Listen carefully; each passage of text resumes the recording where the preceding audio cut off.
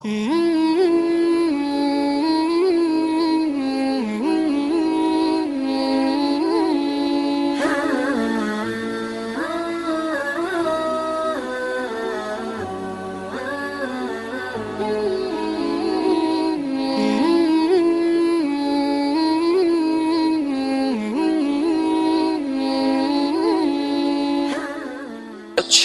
میں آ کر شیعوں کی حکومت کو ختم کیا طغرل بیگ سلجوقی نے۔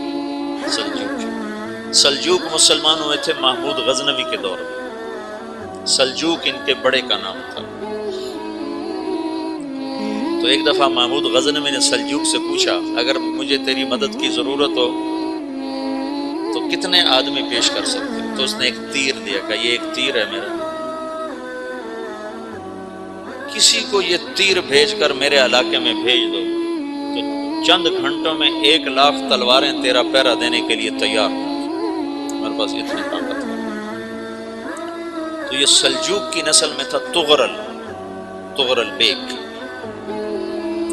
اللہ تعالیٰ نے جب عرب زوال کا شکار ہو گئے اور ضعف کا شکار ہو گئے، جیسے بڑھاپے کا کوئی علاج نہیں، جب قوموں پہ زوال آتا ہے تو اس کا بھی کوئی علاج نہیں، پھر اور قوم کو جگہ ملتی ہے۔ جیسے بڑھاپا ایک فرد پہ آتا ہے، ایسے بڑھاپا قوم پہ آتا ہے۔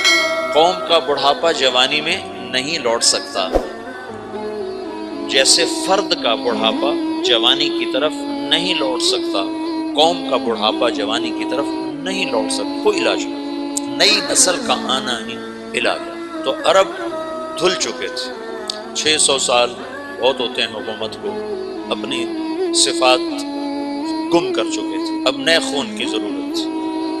طغرل بیگ پہلا شخص تھا جس نے آ کر اہل سنت والجماعت کو استحکام بخشا، شیعوں کی حکومت کو ختم کیا، بغداد سے، شام سے، سارے علاقوں سے۔ صلاح الدین ایوبی نے اسماعیلی شیعہ کی حکومت کو ختم کیا، مصر۔ العاضد ان کا آخری خلیفہ تھا۔ صلاح الدین ایوبی نور الدین زنگی رحمۃ اللہ علیہ کا پروردہ تھا، اس کا دوست تھا، اس کے دوست بھی تھا، بچہ بھی تھا اس کے سامنے، زیادہ لکھنے پڑھنے کا شوق تھا۔ پھر اللہ تعالیٰ نے اس سے کام لیا اور اس کو مصر کا گورنر بنا کے بھیجا، مصر کی مدد کے لیے بھیجا۔ تو وہاں اس نے صلاح الدین ایوبی نے وہاں ختم کیا، طغرل بیگ نے یہاں ختم کیا۔ تو پھر سلجوق جو تھے نا، یہ اقتدار میں آئے۔ ادھر ختم ہو گئی سلطنت ابن عباس کی، مصر ایک چھوٹی سی ترکوں کی سلطنت۔ تو اللہ تعالیٰ پھر مرکزیت کے لیے ایک نظام چلا۔ دو لشکر آپس میں لڑ رہے ہیں ایک میدان میں، ایک جنگلی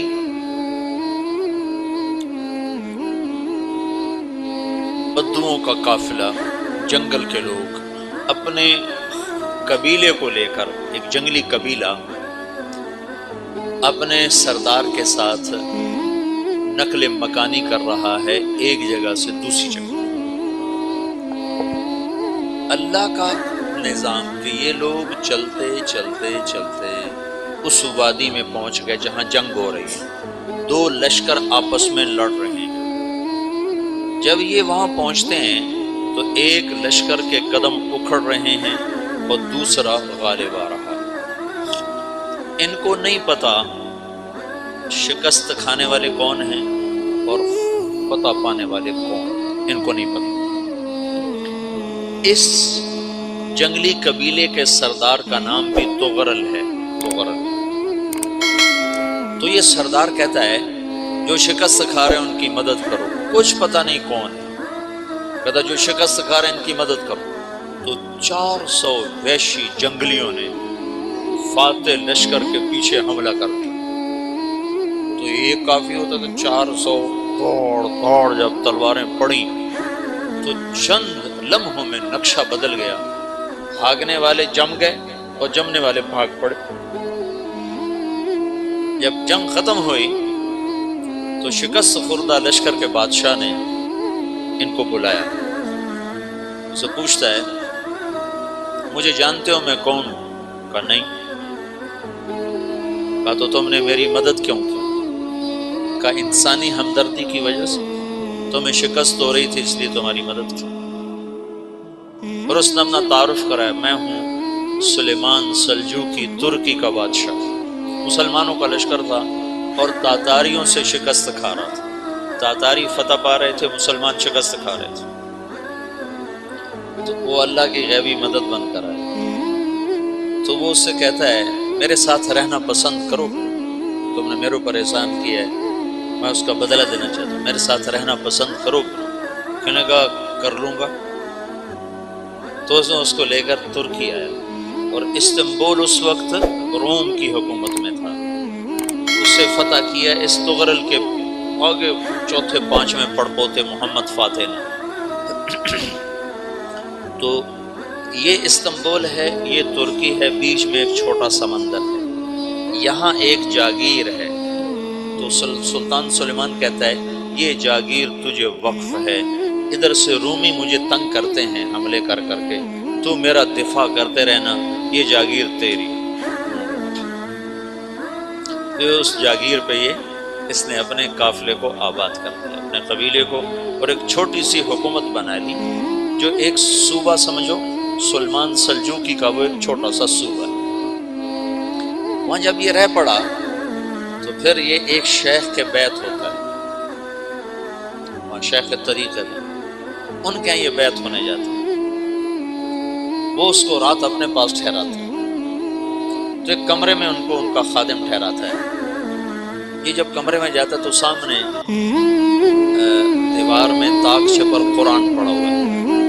تو یہ تغرل بیگ کہتا ہے یہ کیا ہے، یہ کیا ہے؟ تو وہ خادم کہتا ہے یہ کتاب اللہ ہے، قرآن ہے۔ وہ اس کو وہاں چھوڑ کے باہر چلا جاتا ہے۔ وہ دیہاتی آدمی، جنگل کا رہنے والا، پہلی دفعہ زندگی میں قرآن دیکھا، کہتا ہے یہ قرآن ہے، میں اللہ کی کتاب کے سامنے سو جاؤں، کتنی بے ادبی ہے۔ تو اس نے ایسے قرآن اٹھایا اور سر پہ رکھا اور کھڑا ہوا، ساری رات قرآن سر پہ رکھ کے کھڑا۔ ہاتھ کے پچھلے پیر اس کو خواب آیا، کھڑے کھڑے اس نے دیکھا تو اس کی پشت سے ایک چاند نکلا اور شیخ کی بیٹی کے سینے میں جا کے اترا۔ پھر اس لڑکی کے سینے سے ایک درخت نکلا جو پھیلتے پھیلتے پھیلتے 3 بر اعظم کو چھوڑا، افریقہ کا، یورپ، ایشیا۔ پھر اس کی آنکھ کھل گئی، کھڑا ہوا ہے۔ تو اس نے صبح یہ خواب اپنے شیخ کو سنایا، تو انہوں نے اپنی بیٹی اس کے نکاح میں دی تھی۔ اس بیٹی سے ایک بچہ پیدا ہوا، تغرل بیگ نے اس کا نام رکھا عثمان، عثمانی ترک نام سنا، جو میں نے کل بتایا تھا کہ 1924 میں وہ خلافت ختم ہوئی۔ تو ایک بیٹا پیدا ہوا عثمان۔ عثمان نے پھر ایک نئی اسلامی حکومت کی بنیاد رکھی جو 1924 تک چلتی رہی، کوئی 800 سال یہ حکومت چلی۔ تو حکومت کا شیرازہ بکھرا لیکن پھر جڑ جاتا تھا، اور وہ کرنے اول والا جوڑ کبھی نہ پیدا ہوا، ٹکڑے بن گئے۔ ان ٹکڑوں میں اللہ لوگ پیدا کرتا رہا جو دعوت دیتے رہے، دعوت زندہ رہی۔ جو تربیت کا نظام تصوف کے ساتھ تھا، اب وہ تبلیغ کے ساتھ تھا۔